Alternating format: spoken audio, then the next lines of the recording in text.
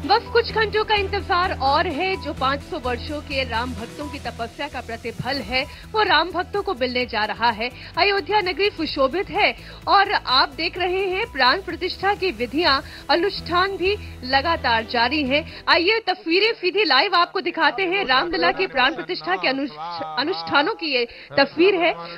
पहले आप ये तस्वीरें देखें।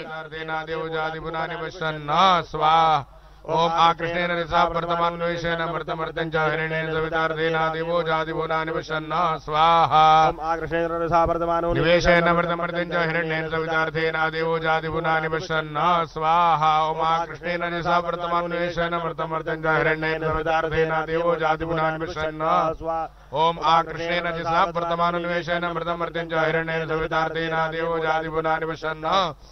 ओम आकृष्णेन। ये जो यज्ञ होता हम देख रहे हैं आचार्य जी, ये यज्ञ क्या है और इस वक्त कौन सी विधि चल रही है? आहुतियां प्रारंभ हो गई हैं। इस समय जिन देवताओं का आह्वान किया गया है यज्ञ मंडप में, वेदियों पर जिनका पूजन किया गया है, उनके निमित्त यजमान के द्वारा आज्याहुति और आचार्यों के द्वारा जो वहां होता विराजमान है उनके द्वारा अलग अलग देवताओं के मंत्रों से उनके निमित्त ये आहुतियां दी जा रही हैं। हमने आपके साथ पहले कहा था वाहति विधि हुतम या हविर्या चहोत्री, विधि पूर्वक दी गई आहुतियों को अपने लक्ष्य जो उनके देवता हैं उन तक वहन करने वाला ये अग्निकुंड है।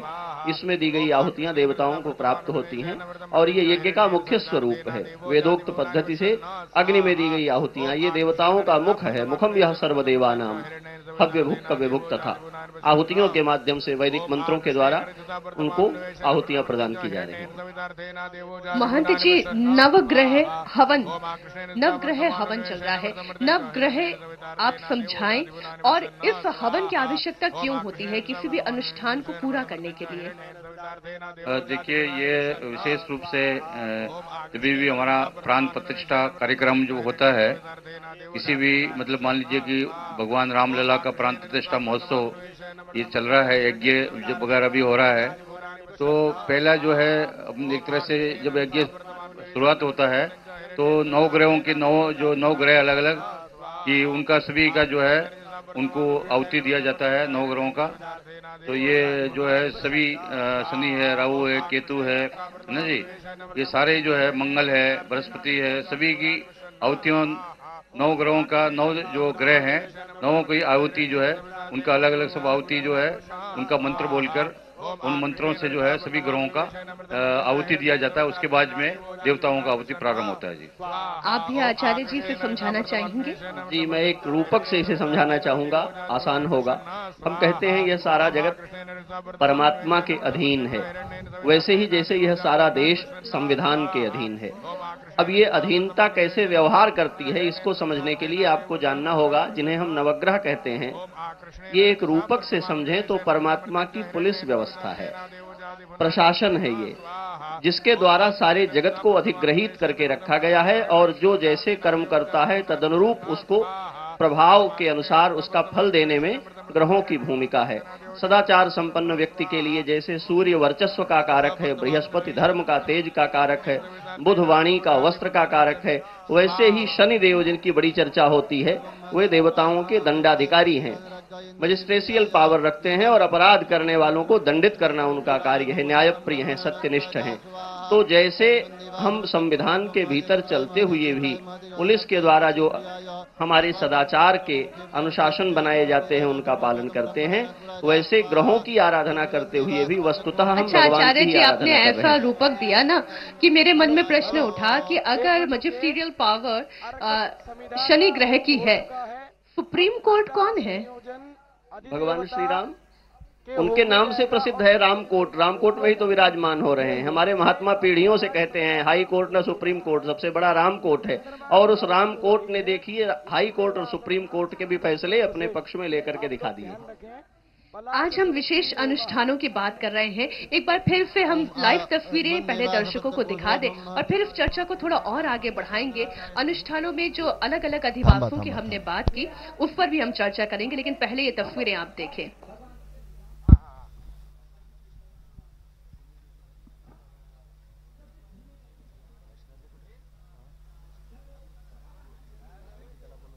तस्वीरें आप देख रहे हैं और इस वक्त तो ये मंदिर की तस्वीरें हम देख रहे हैं। बड़ा सुंदर। जब ये पूछा जाता है कि शिखर तो बना नहीं, शिखर तो बना नहीं, आप मंदिर में प्राण प्रतिष्ठा का कार्यक्रम कैसे कर सकते हैं, तो आज उन्हें ये तस्वीरें देखनी चाहिए। गर्भगृह का शिखर तो बन चुका है। और जब जगत गुरु रामभद्राचार्य जी महाराज से मैंने ये पूछा तो फिर ये प्रश्न क्यों उठ रहा है, शिखर नहीं है, शिखर नहीं है, तो उन्होंने समझाया कि गर्भगृह का शिखर तो है, अब राम दरबार का शिखर बाकी है, तो जिसे विरोध करना है उसे विरोध करने दे। और मुख्यमंत्री योगी आदित्यनाथ के शब्दों में कहूं तो उन्होंने तो कहा कि जिसे दुविधा है उसकी दुर्गति होगी, ऐसा ये मुख्यमंत्री के शब्द थे। महंत जी, आप अनुष्ठानों का अर्थ थोड़ा और समझाएं। जैसे हमने अलग अलग अधिवास की बात की, अन्नाधिवास क्या होता है? देखिए, भगवान श्री राम जो अपने विग्रह है, राघवेंद्र जी का विग्रह है, उसमें जैसे मान लीजिए कि पहला दिन जल आदिवास है, अन्न आदिवास है, फल आदिवास है, फूल आदिवास है, तो ऐसे ही अन्न आदिवास में मतलब पूरा वो मंत्रों से बोल के, सब वैदिक मंत्रों से उनको पूरी रूप से अन्न में पूरा ढका जाता है। जितने भी अन्न हो उसमें कई प्रकार का चावल भी होता है और भी जो दाने हैं 7 प्रकार का, सभी अन्न से, सभी अन्न जितने भी अन्न हैं उनसे जो है उसमें पूरा रूप से उनको मतलब एक तरह से सहन करके पूरा उनको पूरे तरह से जैसे है उसी मूर्ति को पूरा वो अन्न से ढक दिया जाता है। तो वो अनादिवास जो है वो अनादिवास कहलाता है। ऐसा तो 5 दिन का भी प्रक्रिया होता है, 3 दिन का भी होता है, कोई कोई अनुष्ठान जो 2 दिन में भी पूरा कर लिया जाता है, तो 3 दिन में भी पूरा कर देते हैं और 5 दिन में भी। तो ये अलग अलग जो है पूरा विधान, ये जो है पूरा जैसे हमारे बोले महाराज जी कि भाई ये जो है संविधान का रूप में जैसे आध्यात्मिक संविधान भी होता है, उसका भी परंपरा का उसको अनुसार जो है पूरी जो विधि होती है वो विधि विधान से जो। और आपने बोला कि रामभद्राचार्य जी की बात किया, देखिए कि जब वल्लभ भाई पटेल थे गुजरात में, जब उन्होंने सोमनाथ मंदिर को देखा तो उनके अंदर बड़ा दुविधा, बड़ा दुख हुआ कि भाई ये विध्वंस कर दिया इन सबने।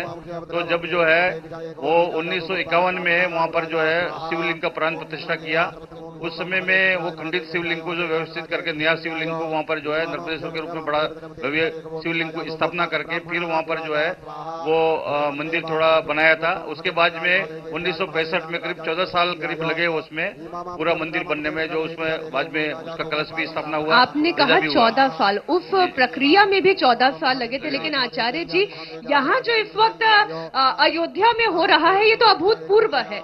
इतनी तेजी से राम मंदिर के निर्माण की प्रक्रिया आगे चली और केवल राम मंदिर का निर्माण नहीं, वो जो पूरा 70 एकड़ है उसमें भी डेवलपमेंट करना और पूरी अयोध्या नगरी में डेवलपमेंट करना, ये तो बिल्कुल ऐसा लग रहा है कि बुलेट ट्रेन की स्पीड से अयोध्या में प्रगति का कार्य चल रहा है। लेकिन मैं फिर से अनुष्ठानों पर आपको लेकर आऊंगी। आपने जैसे नवग्रह को समझाया, आपने अधिवास को भी समझाया, लेकिन ये अधिवास की प्रक्रिया कितनी कितनी देर तक चलती है? और 125 कलश से मैं शब्दों में गड़बड़ कर सकती हूँ, आप ही समझा दीजिए। पहले तो ये कि जो कुछ हो रहा है ये केवल रामकोट श्री राम जन्मभूमि और अयोध्या में है ऐसा नहीं, बल्कि ये संपूर्ण भारत में, जैसे हम कहते हैं हृदय में प्राणों का निवास है, लेकिन जैसे हृदगत प्राण हमारे सारे शरीर को प्राणवान करते हैं, पांवों में पांव की शक्ति, हाथों में हाथ की शक्ति, आंखों में देखने की और कानों में सुनने की शक्ति प्राणों से होती है, ऐसे ही यह अयोध्या भारत का हृदय है। और इसमें जो प्राण शक्ति जागृत हो रही है श्री राम लला के रूप में, वो सारे भारत को प्राणवान करेगी, उसको ऊर्जा देगी। हम इस दृष्टि से देखते हैं ये जो अधिवास की क्रिया चल रही है, प्रतिष्ठा की क्रिया चल रही है, इसमें अनेक द्रव्य हैं, जीवन कारक द्रव्य हैं। शास्त्र कहते हैं परमात्मा जब व्यक्त होते हैं तो इस जड़ जगत के रूप में भी अपने को व्यक्त करते हैं, जिनमें अन्न है, जिनमें पशु हैं, जिनमें औषधियां हैं, जिनमें फल हैं, जिनमें इतिहास और भूगोल है। तो जब वे प्रतिष्ठित होने लगते हैं तो उनकी विभूतियों के द्वारा उनकी प्रतिष्ठा और उनका अधिवास किया जाता है। वेद कहते हैं कि यह जो विराट पुरुष है ये कैसे बढ़ता है, तो कहा यदन्नेनाधिरोहति, यह अन्न के द्वारा अतिरोहण करता है, इसकी वृद्धि होती है, यह अपनी ग्रोथ करता है। अन्न क्या है?